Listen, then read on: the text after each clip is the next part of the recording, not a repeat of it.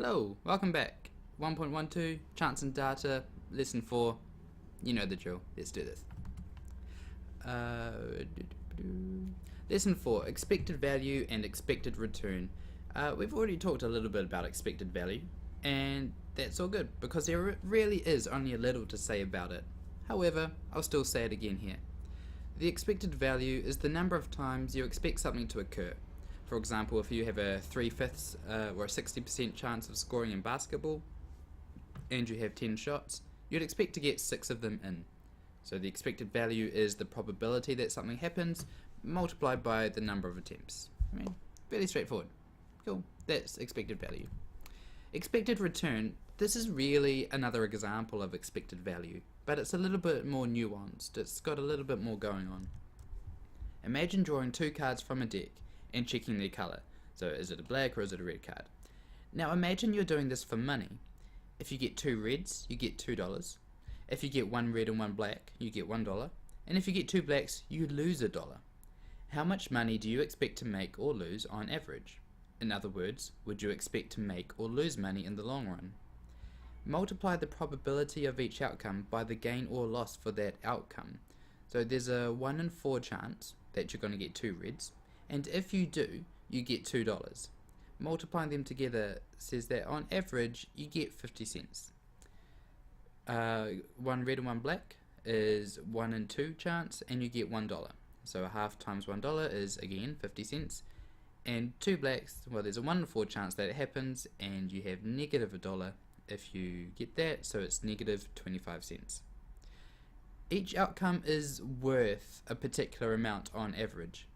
In other words, the 2 reds outcome is worth 50 cents on average. The 1 red, 1 black outcome is also worth 50 cents on average, and 2 blacks is worth minus 25 cents on average.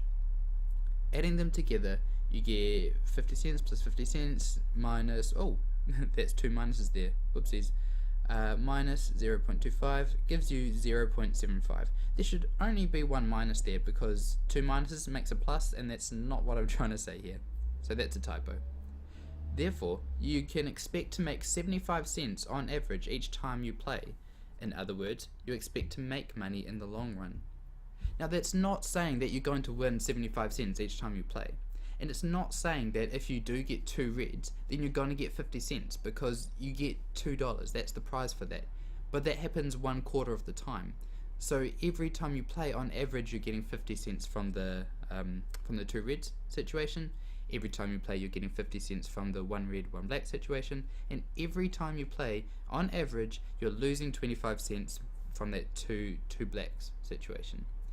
And these are averages, confusing, and you never, it's an average. So on average, you get 75 cents each time you play. This is how casinos and lotteries make their money.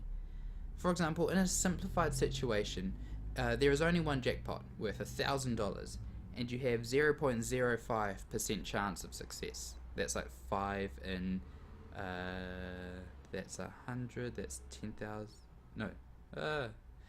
This is why percentages are confusing. It's hard to go from them to fractions, and we really need it as a fraction.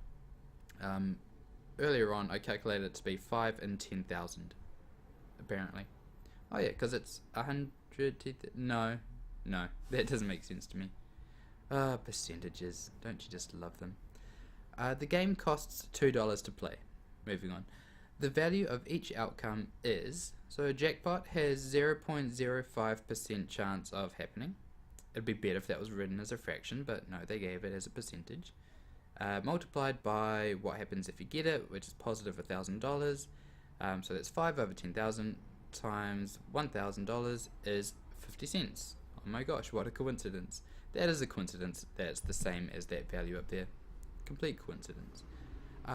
Failure, or not getting the jackpot, happens 100% minus 0.05%, so 99.95% of the time. And what happens when you fail is you lose $2 because you paid $2 to play, and you get no money. So 9,995 over 10,000 multiplied by negative $2 gives you negative 1.9999. Basically, you lose $2 on average. Adding these together, you get you get 50 cents minus effectively $2, giving you effectively negative $1.50. Therefore, you expect to lose $1.50 on average each time you play. You may get lucky and win the jackpot, but on average, you've just thrown away $1.50. In reality, there are many smaller prizes with a higher chance of success to lure people in, but the same principle applies. You'll still lose money on average each time. For more about this, including infinite geometric series, watch the video below, which is Matt Parker explaining the UK lottery. And underneath that is some questions for expected value and expected return. See you next time for the next video.